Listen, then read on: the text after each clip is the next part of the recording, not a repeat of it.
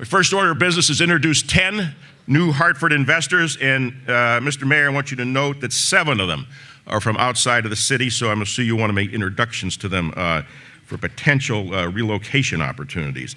First, I'm going to do this in groups of 5, and those entities that have representatives here, when I call your name, if you could stand so we can, and we'll recognize you in groups, 2 groups of 5. First of all, AARP here in Connecticut, the AARP Connecticut, based here in Hartford, the nonprofit, nonpartisan organization with more than 37 million members, helping people turn their goals and dreams into real possibilities. They strengthen communities and fight for issues that matter most to families, including issues like health care, employment security, and retirement planning. And representing AARP Connecticut this morning are Nora Duncan, State Director, and Claudio Galtieri, Associate State Director for Advocacy.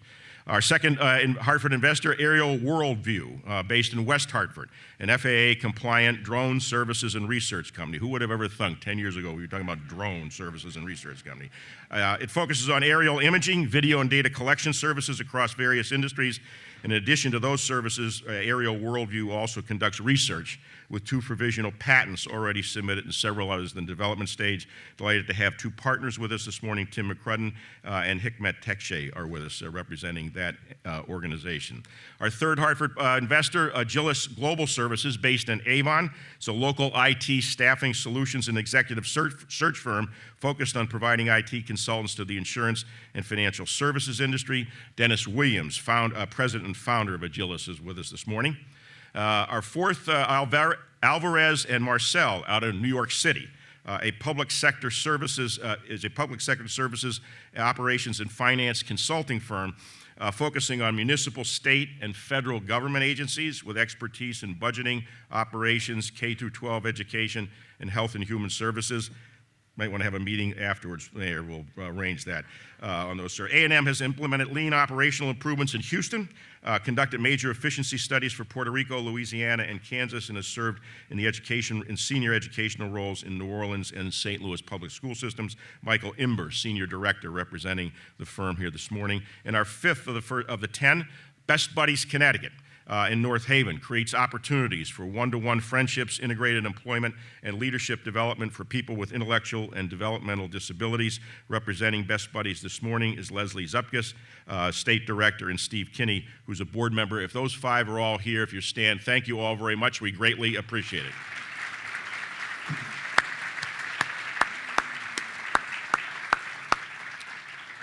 And 5 additional Hartford investors, starting with Connecticut Automotive Retailers Association. It represents over 270 new and franchised car dealers in the state.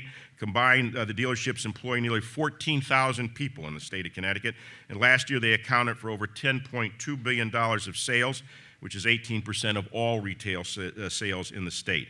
Dealerships are nearly all generationally owned, family, small businesses. We know many of them are investors of ours, and we're delighted to have Jim Fleming with us this morning representing the association. Hilwa Inc. in Meriden, a regional general contracting firm specializing in design, build, and construction management project delivery solutions. It's been in business for over 25 years and successfully completed a diverse range of projects in the retail, mixed-use, R&D, and industrial sectors, from clients ranging from Fortune 100 firms to small, locally owned manufacturers. Hilwa is known for making the building process an enjoyable, rewarding experience for its customers, and the president, Ken Hilwa, is with us this morning from Meriden. Russell Phillips and Associates in Plainville, a team of fire, code compliance, and emergency management experts providing specialized services to healthcare facilities throughout the United States and Canada. Representing the firm this morning, Scott Aronson, Principal, and Amanda Aronson of Aronson Consulting, LLC. And then our fifth of these 10, Tacors Capital Group here in Hartford is a full-service government relations and association management company that provides the highest quality of expertise and knowledge in the areas of lobbying and management. And representing the firm this morning is John Bailey, senior lobbyist. Again, please warm welcome to those 5 additional Hartford investors.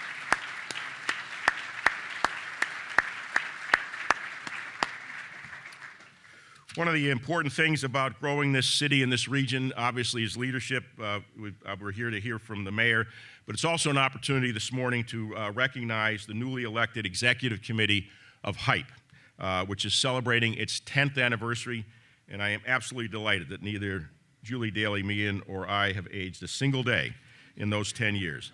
I don't know how many of the executive committee members are here this morning, but when I call your name, all of their names and their employers are up there. I want to just thank the entities that employ these individuals and encourage the engagement, not only in hype as a general matter and going to events, but taking leadership roles.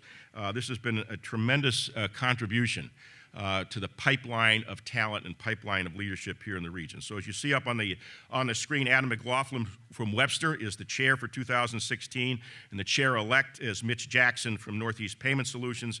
And then you can see the additional titles up there with Chris Pagano, Nick Pinto, Melissa Cahill, and Suzanne Hoyer, and David Morse. If you're all here, just all of you could just stand. Those are there, a couple of them here. They're all over there in one group.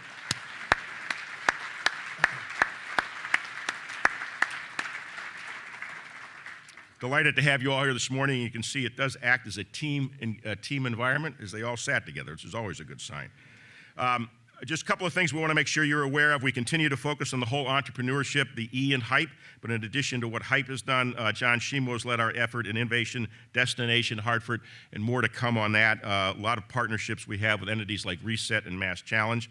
Also want to call your attention to the Did You Know campaign that we launched last week over at the Capitol to promote the health sector as a vital driver of economic and employment growth here in the city, in the region, and the entire state. The posters, there are 8 or 9 of them that are over in the Capitol along the corridor that connects the Capitol building to the LOB, and then in another area closer to the cafeteria, those same posters are there. This is built off an effort that Susan Winkler led on the Insurance and Financial Services cluster, where we've been had a Did You Know campaign for 5 or more years. Again, making sure that our legislators, our regulators understand how important these two sectors are.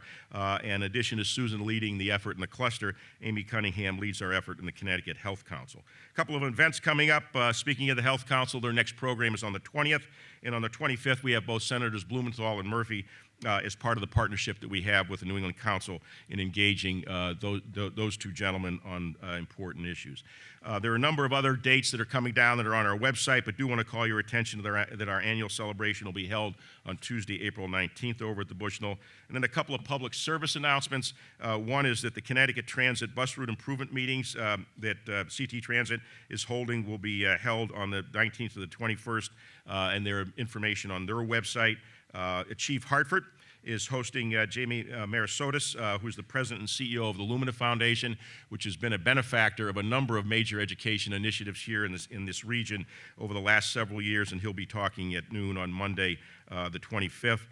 Those of you who were here in September, I think it was September, October, with the superintendent, we made a strong pitch for the student internship program that a number of us are involved in, and call your attention to the need there for additional internships in the March to June timeframe later this year.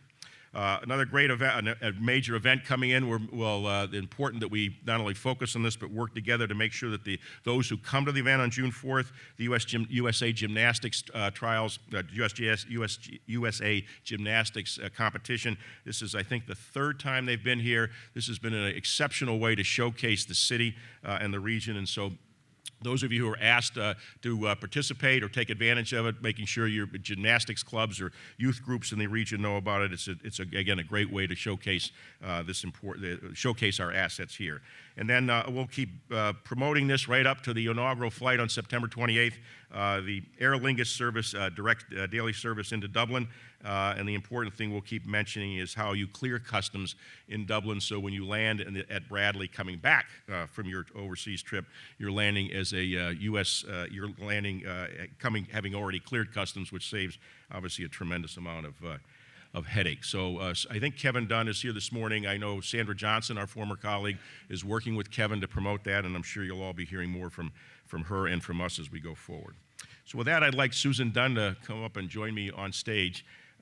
One of the great things about this morning is not only recognizing Luke and the future of the political leadership of the city, recognizing hype directors, but recognizing individuals who've contributed so much to the foundation of this community over an extended career. There's a long bio. Many of you know Susan. either as a friend or having been solicited by her. And both are equally pleasant. Her energy and commitment to this city and the region, to the people whom United Way serves, all of you who participate in the United Way campaign, who volunteer your time and your treasure to many, many organizations that United Way supports. I can't think of anyone who epitomizes commitment to the region and to leadership, selfless leadership, than Susan. She has been a great friend of the Alliance. The United Way has for a long time. Our partnerships go back to the beginning of the organization. And Susan, since she assumed the CEO's role back in 2006, has been even more engaged with us. We've had some great partnerships, some significant Rising Star breakfasts that she and her team have driven, focusing on things like the Alice Initiative. It has called, I think, to all of our attention the challenges that we face here in the region, and the requirement of all of us working together to not only help those who are in need at a particular time, but to really strengthen the entire fabric of this region. So, Susan, it's my pleasure on behalf of our board of directors and all of us who work at the Alliance to present this Rising Star Award to Susan Dunn in recognition of 25 years of exceptional leadership at United Way in providing invaluable financial support and advocacy on behalf of thousands of Connecticut families and individuals, January 12th, 2016.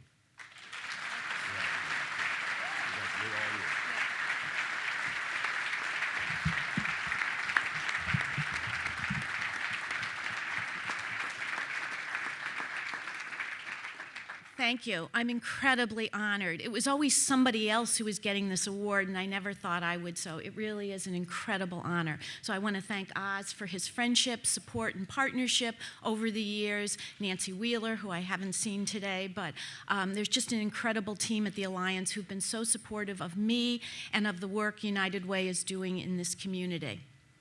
I certainly want to begin by congratulating Mayor Bronin. Good luck.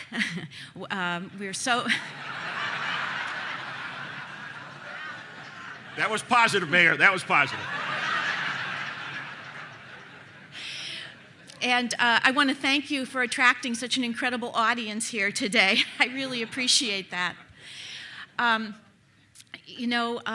Years ago, when Oz and I met shortly after I stepped into my role at United Way, it became very, very clear to us that our organizations were really about the same thing.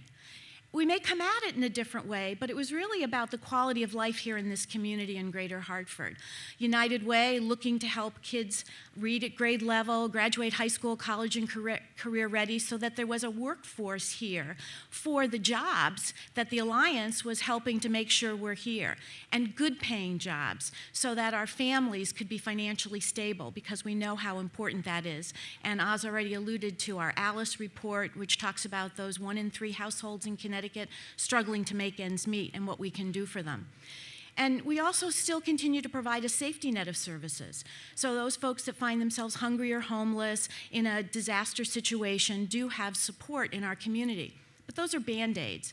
And we really need to get to that place where we're making sure we have an educated workforce, that we have families that can support themselves. That's the goal, I think, of United Way and ultimately of the Alliance, too. And hopefully all of you here, because I certainly wouldn't have been supportive, nor would have been successful, nor would United Way have been successful without all of you, without you giving your time and your treasure, without you having your workplace campaigns. And because of your generosity, and this is an incredibly generous community, don't let anyone else tell you anything different. We are about the 40th in the top 40 United Ways in terms of dollars being raised out of 1,200 in this country. That is amazing.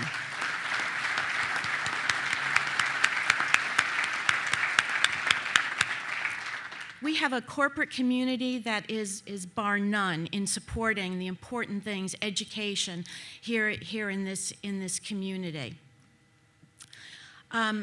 I want to also thank our volunteers, our staff that is incredible, and we have many of our staff here today. We have many of our board members here today, past and present board members, which is so gratifying. Some of our campaign chairs, past campaign chairs are here. And I do want to give a shout out to Greg Tizlowski, who's our current board chair from Travelers. He's here today, and I really appreciate that, Greg, that you're here today. So thank you.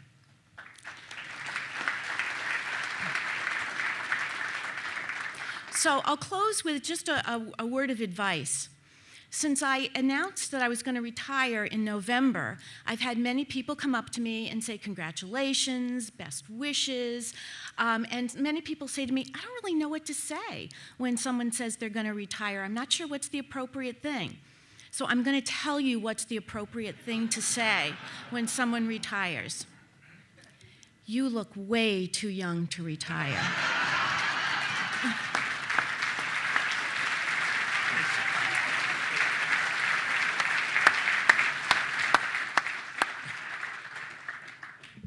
Susan, thank you very much, and we look forward to working with Paula, Gilberto, and the rest of the team. And I think we have a brief announcement up here that the annual meeting of United Way will be held on Wednesday, March 30th over at Rensselaer. And we look forward to a youthful retirement, Susan, as we go forward. So now to turn to the highlight of our principal speaker, Luke Bronin. It'll be my pleasure to introduce Kevin Cunningham, who in turn will introduce the mayor. Let me just take a minute and say how much we appreciate the relationship with people like Dean Andrews and Joe Gianni and the entire Bank of America team.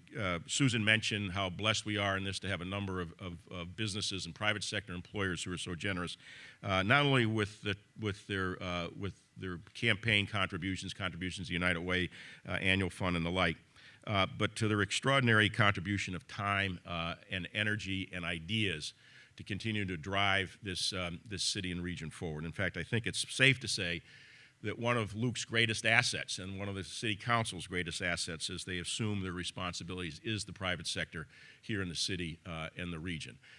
People are committed, as evidenced by this attendance this morning, to the future of this city, committed to giving their time and their talent and their ideas to moving the city forward. And certainly no one epitomizes that kind of intellectual energy and intellectual contribution than Kevin Cunningham, who serves as the Connecticut state president for the bank, but also in his real-day job as the credit executive for Global Commercial Bank, where he manages commercial lending for Canada in the U.S. Northeast region. He's been a great friend of the Alliance, been a great personal, professional friend. No one brings greater enthusiasm to UConn athletics than Kevin Cunningham. So please welcome to the podium the Connecticut president for Bank of America, Kevin Cunningham.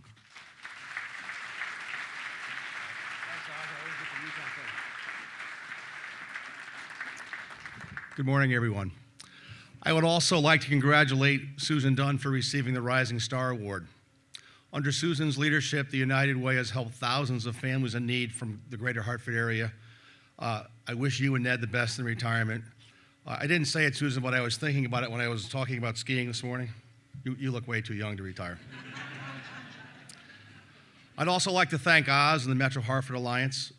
Your team does a great job advocating for the corporate community in Metro Hartford and in Connecticut. Thank you for advancing our agenda and ensuring that business has a voice in local and state government. Bank of America is proud to be a leadership investor with the Alliance, and our employees appreciate the opportunity to work on Alliance initiatives. I've worked in Hartford for 32 years. It's exciting to see the great developments that are underway in our city. This is my first trip to this wonderful music hall. In 2017, UConn will open its new campus, bringing 2,000 students downtown. Next summer, we'll have minor league baseball after work. State employees will soon occupy vacant buildings on the riverfront. Approximately 900 units have recently or will soon come online in Hartford. It's hard for me to fathom that someone is living in my old office on the 24th floor of 77 Main Street. It was a nice office. The collective impact of these activities will add significant foot traffic, enhance economic activity, and create a vibrancy that we have not seen in Hartford for some time. At Bank of America, we are thrilled to see all the progress in Hartford. Our roots go back to Pearl Street in 1792. Our employees are enthusiastically involved in the Hartford community through volunteerism, philanthropy, and of course, banking activities. We plan to be here a very long time. I'd now like to introduce the mayor. Well, before I actually go over the mayor's bio, I'd like to emphasize one of the themes from his inauguration that resonated with me, which is the city needs the help of the suburban residents to help revive Hartford. Any impressions of our region starts with Hartford. We need to be positive about Hartford. We are pro-business. We have a strong business community with a great tradition. If there is something you do not like, get involved and speak up. Come into Hartford for dinner, for entertainment, or to help out a nonprofit. We need to spend time in our city. Please tell your friends and your coworkers. Susan, we're a top 40 city, you said it. Let's act like it. The mayor,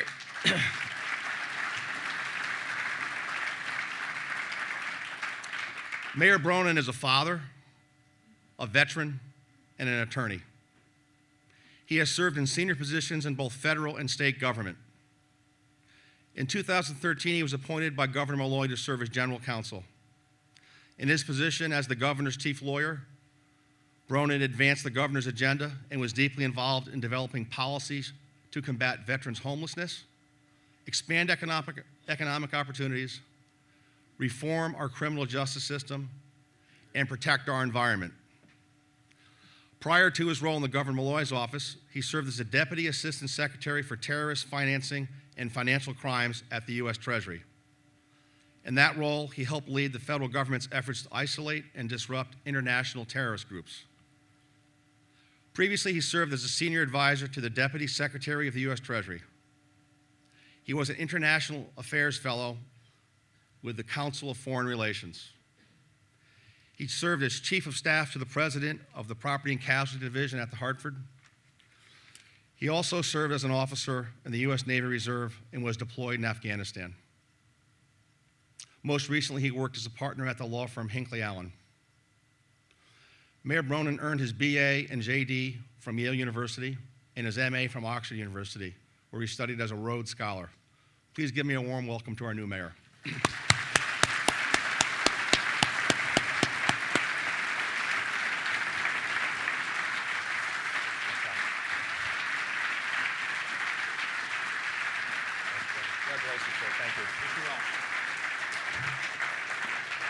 Thank you. Thank you so much, Kevin, for that introduction. Oz, thank you. Susan, congratulations. You do look way too young to retire. And good luck to you, too. For the record, I'll take all the luck I can get. So it's tremendous to see this crowd. I know many of you, and I know your commitment to Hartford. And whether you live in Hartford or just love Hartford, thank you for your recognition that we're at a critical time. This is an opportunity, I think, for us all to try to revitalize and reinvent this great city. The Metro Hartford Alliance is a critical part of that. And so to all of the new members who were just announced, congratulations and thank you for your participation. To the Hype members under Julie's leadership, you guys are awesome. And I love the energy that you bring to the city. Almost 2 nights a week, we can find you doing something great in all over the city. I'm going to talk for a little while, but I'm not going to talk for that long because I want to get to a conversation and just have questions and answers. When I gave my inaugural remarks on Monday of last week, I laid out what I think is and ought to be our aspiration for the city. It's to be the undisputed economic and cultural heart of a region of 1.5 million people. And to be a city in which every resident feels that they've got a share in Hartford's rise. Both halves of that are equally important. On the first part, Kevin, to your point, we have to think and act like a region. Our aspiration for Hartford shouldn't simply be a city of 125,000 people that does the best we can and cleans the roads well and restores accountability to government. It needs to be more than that. Our aspiration needs to be the center of a region of 1.5 million people, to look at those metro regions around the country and to say there's no reason we can't be as vital, as vibrant as a Pittsburgh or an Austin or an Atlanta. The corporate community here is a community that most cities our size would be green with envy over. The cultural assets in this city are assets that cities far larger than us should envy.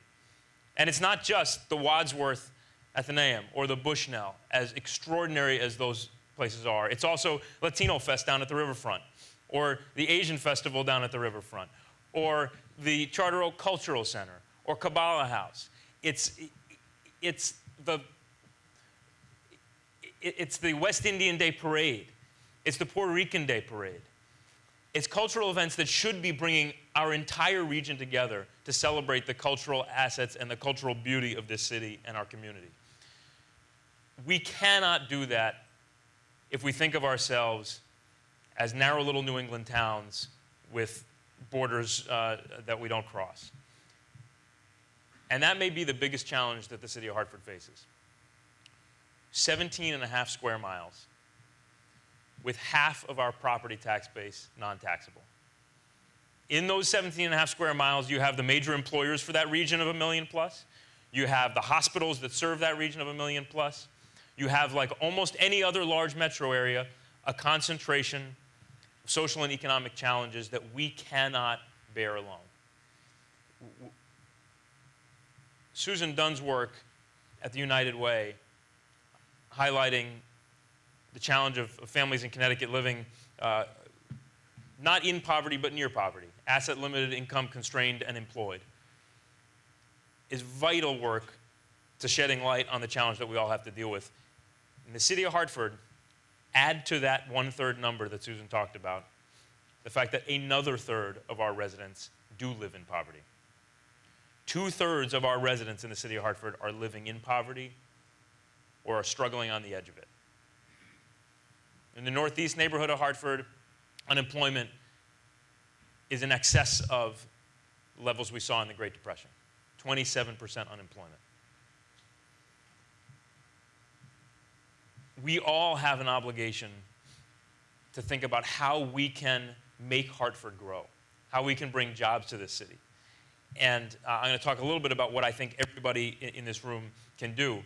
But first, I just want to highlight, we have to be focused equally on our aspirations and on our obstacles.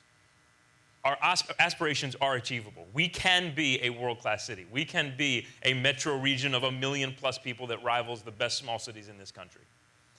But not if we don't also pay attention to the fact that everybody in this city's got a share in that rise. To do that, we need to focus not just on the downtown development, Kevin, that you spoke about, as exciting as that is. We also need to remember that we've got neighborhoods that are the real heart of this city, that for a long, long time, Albany Avenue, Franklin Avenue, Farmington, Maple, North Main, those were real centers of commerce and of community. That's what knit our city together, and it's what connected us out to the region that so many of you all live in. We have to get back to focusing on some of those neighborhoods and some of those corridors. At the same time that we continue our momentum downtown, and believe me, I'm going to do everything I can, working in partnership with CRDA, with the state, to continue that momentum. With UConn, and I see President Herbst is here, their commitment to Hartford is exciting and one of the greatest opportunities that we've got. But we've got to look beyond downtown, because downtown development isn't enough. And we've got to make sure that we're not forgetting that economic development is about more than building buildings or converting buildings. It's more than real estate projects, more than baseball stadiums. Fundamentally, it's about jobs and opportunity for the residents of the city of Hartford.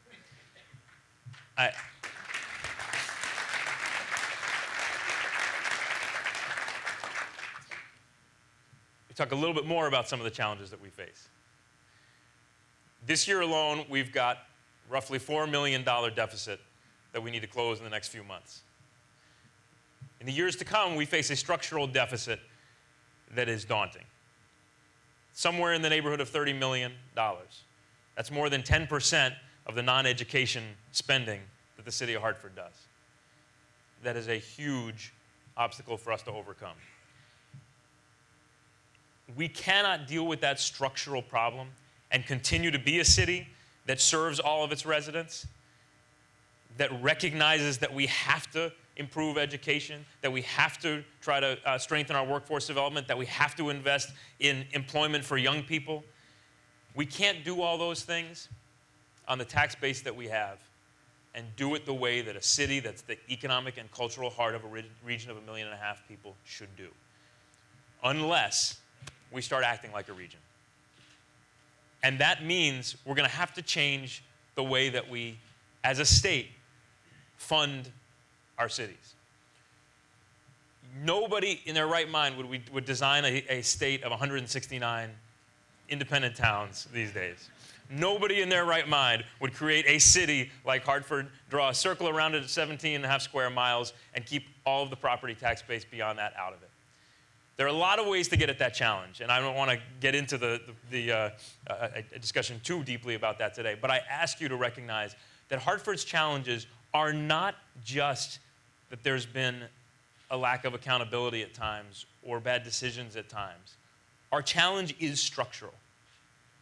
We have to acknowledge this because it's so easy for folks who are living outside of Hartford. You may love this city, but it's so easy to look and say, I'm just frustrated. I'm fed up with Hartford. Why does it seem to always have these challenges? And so in that discussion, recognize that in some ways, the deck has been stacked against the city of Hartford. And we have to start dealing from a new deck. I'm going to be working hard at the state capitol, visiting the suburban towns around Hartford to make that case, to make the case that it can't work when half of our property tax base is non-taxable and we only get reimbursed for a small fraction of the value of that property. It can't work when we are, by some measures, the second poorest city in the country at the heart of one of the most affluent regions in the country. So I want to spend a minute on that because I ask you to be allies in that battle. And it's not an easy one because I know how strong the commitment to home rule is.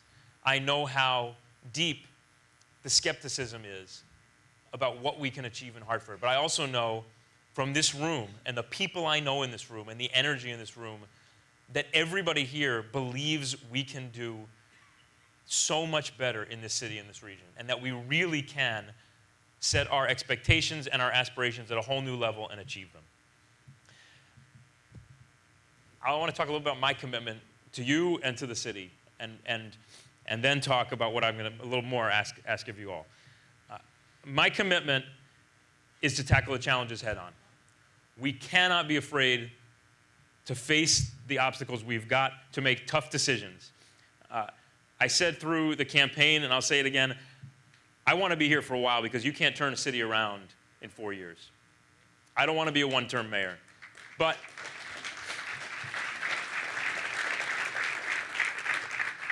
I'm willing to be a one-term mayor if that's what it takes to make the tough decisions that get us on the right path.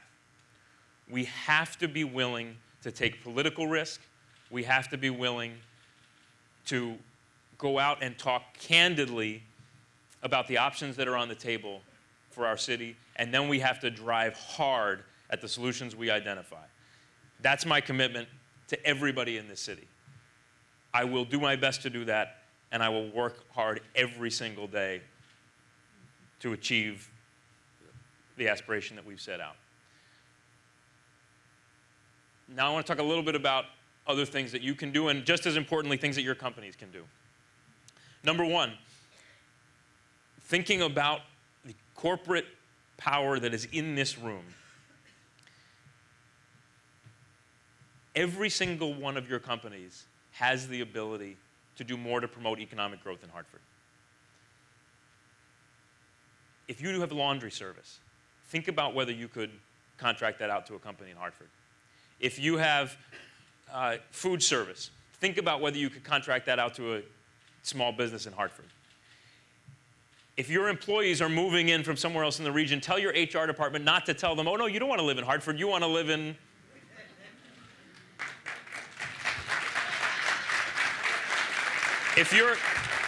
If you lead a team at your company, tell your company, hey, it's Wednesday, I'm going to Bears for lunch. Anybody want to come? If you're the CEO of that company, send a company-wide email and say, I'm going out for lunch I'm going to go get some jerk chicken up at Dunn's River. Anybody want to come? Create that expectation and that culture inside your company that everybody's got a stake in this city. That there's so much to explore in this city that nobody, no matter how long you've lived here, has explored every bit of this great city. And so if you're coming to work every day here and you haven't gone up to Dunn's River to North Main, if you haven't gone down to Parksville and tried some of the new restaurants, if you haven't gone up and tried some of the food on Albany Avenue, if you haven't gone out to Franklin and gone to Corner Grinder, and I could go on and on and on, do it. And talk to your colleagues about it, and talk to your neighbors about it. I said in the remarks last Monday, to those of you who have your roots in Hartford, whose families were in Hartford, who may have grown up in Hartford, but if you no longer live here, come home to Hartford. Come home to live in 777 Main, or in any of the great houses in so many neighborhoods in this city, or just come home for dinner. But do it more often, and do it with a recognition that that kind of commitment is just as important as the very generous philanthropic commitment that Susan has encouraged you for so long to make to this city. It's not just about charity. It's about making Hartford the economic and cultural center of this region, and that means for everybody who lives in this region, the economic and cultural center of your life. With that, I'm happy to take questions. But I want to say, I cannot thank you all enough for being here. I cannot thank you all enough for the commitment that you all demonstrate every day in various ways and have for so long.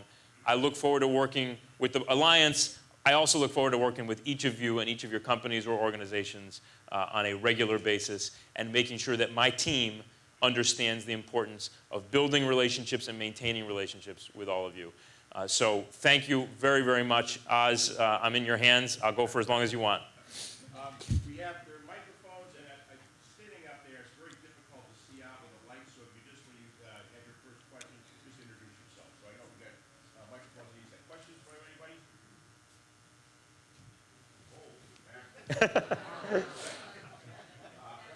Right there, that gentleman right there. Thanks, Ian. Good morning. I'm Father Jim Shanley. I'm newly appointed rector at St. Joseph's Cathedral on Farmington Avenue. You have a lot of churches, a lot of synagogues, a lot of mosques all over the city, all non-taxable, I might add. But I'm wondering what your vision for the religious community in the city of Hartford, how we can be of assistance to somehow put your vision into practice. Thanks for that question. I think our faith community is a huge part of success in Hartford. I would say the most important thing you could do as a faith leader is to work hand in hand, more in coordination with other faith leaders in the city and with us. I mean, there are so many, just like the philanthropic efforts in the city, there's so much going on. And I think one of the important things that the Hartford Foundation does and that the United Way does and other organizations is to try to coordinate those efforts. The same goes for the faith community. You guys do extraordinary work feeding, housing, caring for those who are most in need. You do extraordinary work helping those citizens who are coming back from prison and trying to re-enter and get on their feet in Hartford, have somebody who's there to create that sense of community. Your role in that is vital. I think sometimes those efforts are suffer by being too scattered. And so the one thing I would say is I ask and invite you to try to build those bridges, unite the faith community as much as possible across denominations, across religions, and I'm committed to working with you and helping in any way I can. And I would throw the question back at you and tell me, what can we do better from the city side to help you do that? Good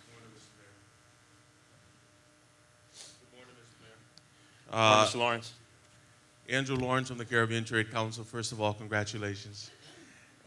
Now, November 30th, the ambassador for Jamaica visited Hartford, the Hartford region. We had a meeting with Bradley International Airport. Now, as you are also aware, Hartford, the greater Hartford area has the third largest concentration of Jamaicans and Caribbeanites in this region. What are your views on direct flights from Bradley to Jamaica, where Jamaica now is going to have the first logistics hub on the Western Hemisphere when it comes to trade and economic development for Hartford? And in closing, the Caribbean Trade Council is also here to assist you growth in Hartford for the economic development initiatives.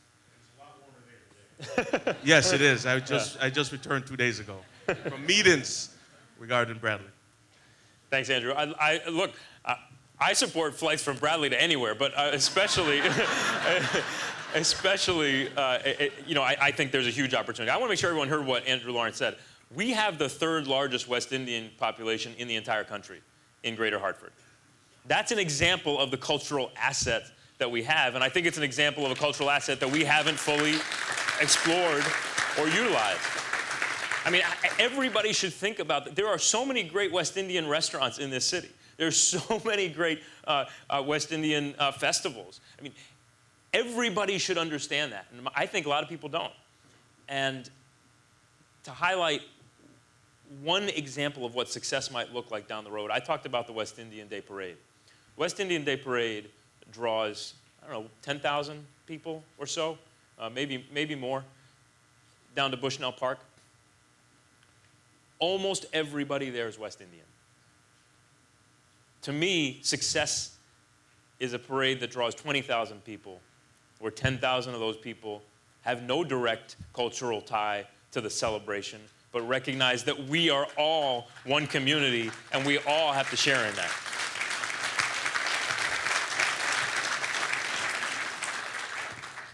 To your specific question, there are also very real economic opportunities that come with that. As a center of population, we should be a center of import-export. We should be looking for any and all opportunities to get a small business that's bringing in some Jamaican food, some other West Indian food. We can work with the regional market down on the South Meadows. We could work with Bradley. There are lots of different ways to try to promote that. There are groups like International Hartford that are working specifically on how to promote entrepreneurial ventures by immigrant communities. And I think there's a lot that we can build on. I'd love to work with you. Would love to meet with the ambassador sometime. But I think there's enormous opportunity to take that cultural asset that we have and turn it into an economic asset for the city. Mayor, yes. Mike McGarry, Hartford News, Hartford Blooms. Over the years, our Economic Development Department done a lot of good work. I've known them all. They worked hard. But they never really had a stated set of goals, or they never had something they had to reach toward. It's always been kind of shotgun, scattered. Now, are you going to develop a solid state of goals that a few years we can test your mettle and see if you met those goals? I said either that or get on a flight to Jamaica.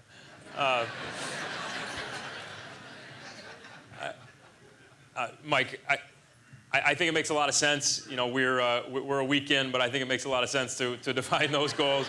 But let me say this, but I want it to be very seriously. I mentioned this a little bit in my remarks, but one of my instructions to our economic development department, I worked hard during the transition to assemble a team across the board, and I think we got a really strong team. In development services, I think we were in desperate shape. There had been an exodus from development services. And we've built a team there that I think is outstanding. My instruction to my nominee for Director of Development Services is that our number one responsibility is job growth. We cannot think of economic development just as chasing a shiny project. And I've thought a lot about baseball in recent days, and I'm looking forward to going to the Yard Goats games. But we cannot think of economic development just as building a stadium or converting a building, downtown, or a casino. We have to get a better ground game. It's not going to be long passes down the field. We need to get better at the day-to-day promotion and recruitment of small businesses, of mid-sized businesses, dealing with those companies that are already here and have a foothold and have the potential to grow here or elsewhere, and helping them make the decision to grow here.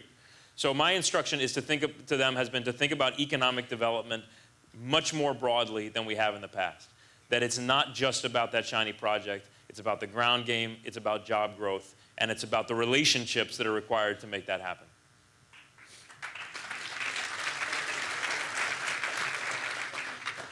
Ted Carroll, Leadership Greater Hartford. We very much support the vision that you've laid out here, Mayor. It seems to me one other opportunity that you might offer people in this audience.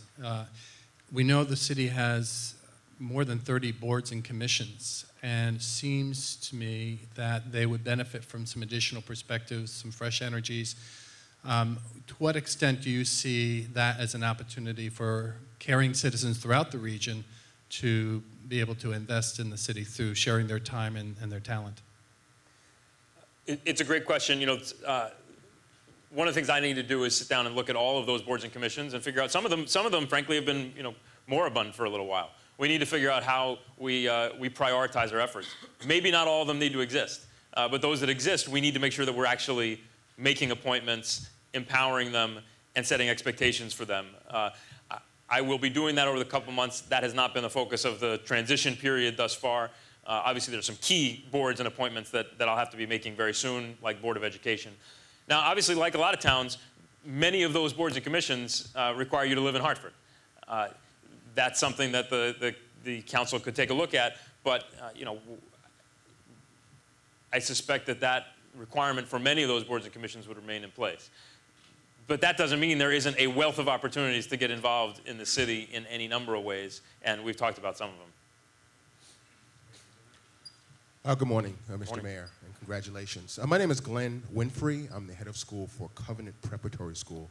We're a tuition-free, independent private school here in Hartford, and we could expound on and talk about the importance of education, I'm sure, in terms of the growth of the city in the future.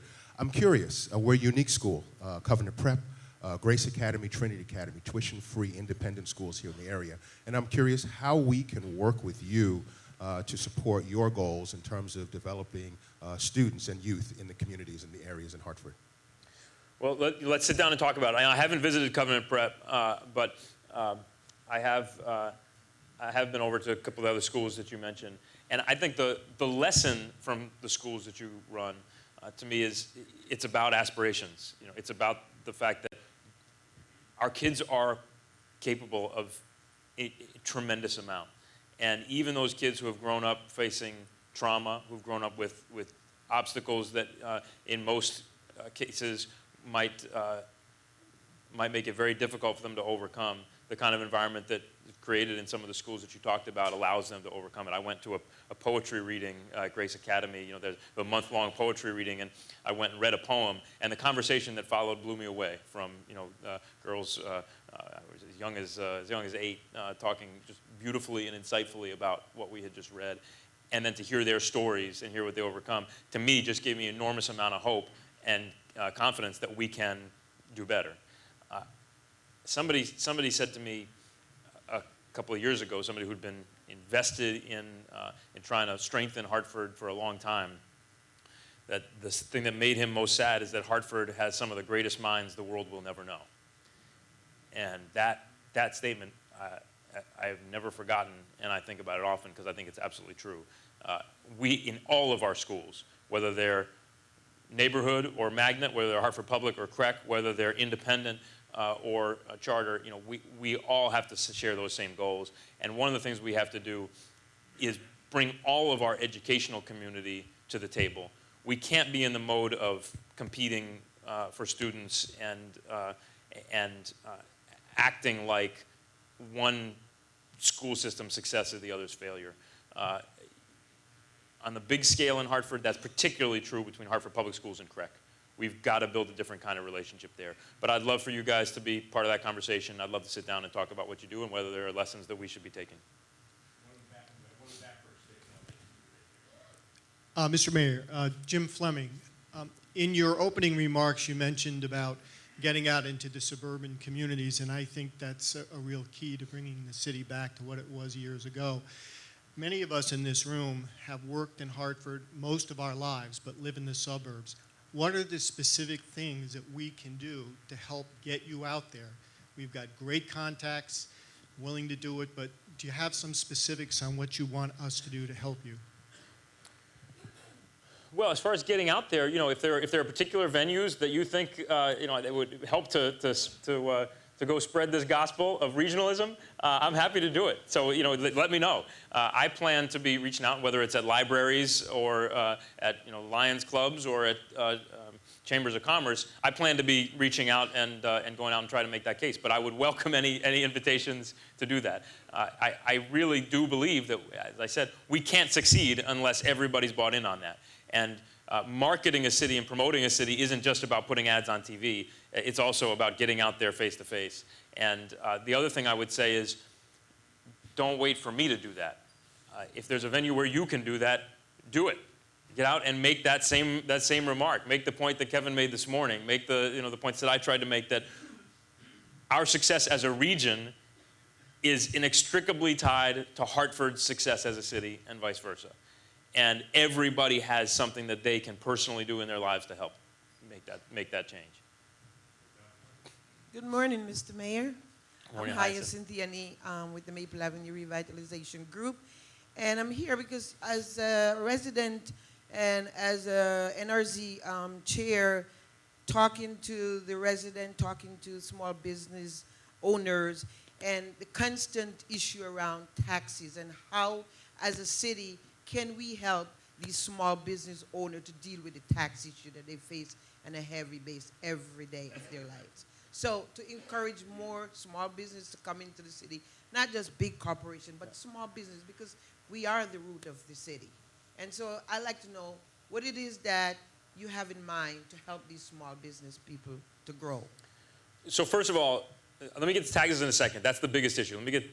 But first, one of the positions, as I reorganized our Department of Development Services, one of the positions I created was a director of small business and community development, whose job is to be that point of contact for small businesses in the city. It's Don Chapman. He's been in the city for a little while, lives in the city, knows our neighborhoods very, very well, knows our small businesses, and is, I think, really passionate about being that person who can help those small businesses navigate the challenges of City Hall. And not just City Hall, but also navigate the opportunities that might exist at DECD, Department of Economic and Community Development at the state, or elsewhere, so that we can really be, rather than a City Hall that is stovepiped and feared by small business, a place where small business really comes and says, hey, here's my challenge, can you help? And we're going to do our best to help, and we'll have a dedicated team focused on that effort. There is no question that for our small businesses in this city, the biggest obstacle is taxes. And let's talk about our taxes for a second. Our mill rate's at 74.29. 74.29. But there's a difference between how commercial property and residential property is taxed in the city. I wanted to talk about this because I don't want anybody to say that we can't move into the city of Hartford because we have to pay more property taxes on our houses than we would in your towns. You actually could probably get a better value on a house and pay just about the same taxes in Hartford on a residential property as you would elsewhere. But the corporate community gets assessed at full freight. And I know that's an issue that I've been focused on for some time. But the truth is, for our biggest companies, I think that's something that they can manage, even though it's uncomfortable. For our small businesses, that's the thing that potentially has them living and operating on the edge. So over time, we have to get to a place where we're easing that burden. There's been some work done in this past special session. Senator Fonfara pushed through some legislation that would allow us to lower the mill rate for small businesses coming in and to share some of that marginal increase in tax revenue with businesses around that business in the neighborhood. So it's not just about that one getting a new break, but it's about sharing the benefit of the new revenue. We can look at some creative solutions like that, but ultimately, over time, we have to reduce the burden. And that gets back to the issue that I highlighted earlier, which is we have to make some structural change. We have to make some change in the payments in lieu of taxes. We cannot continue to ask a city to bear the burden of social service and education in a city that is so limited from an income standpoint, and not compensate the city for those regional assets that sit here but aren't taxable.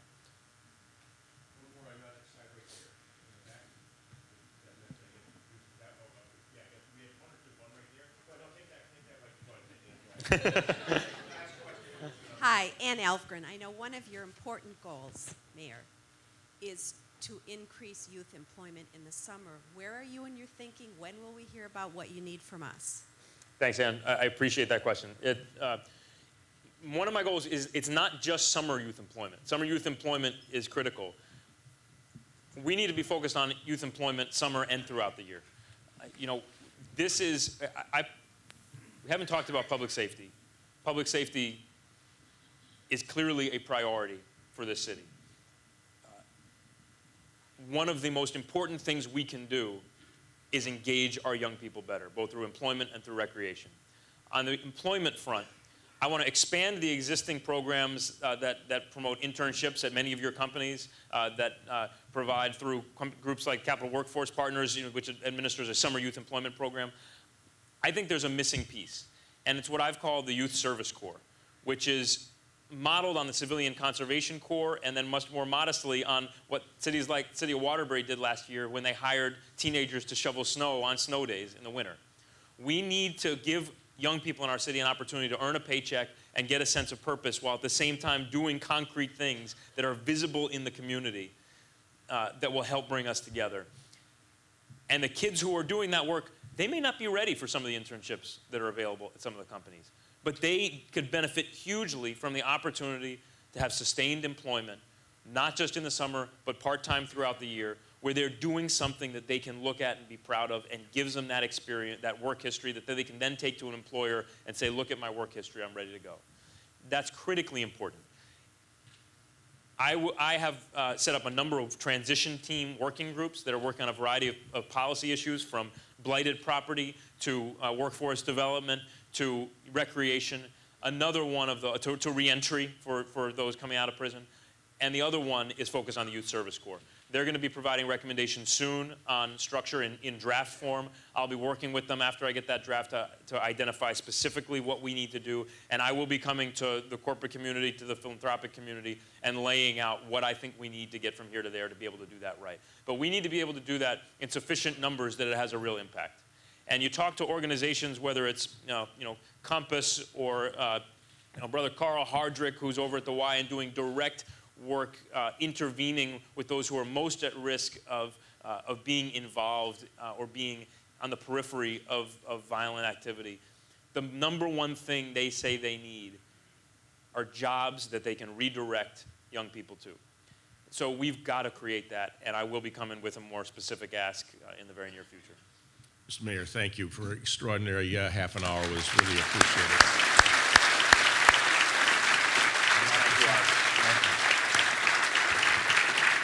Thank you very much, everybody. All set? All set.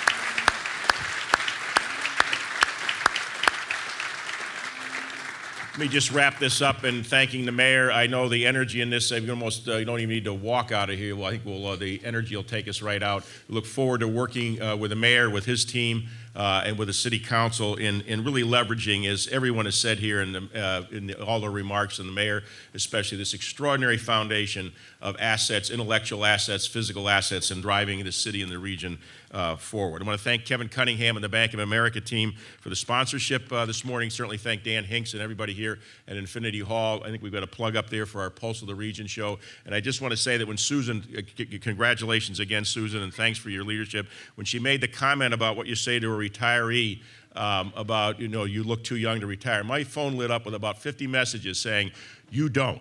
So with that, good luck. Thank you all very much.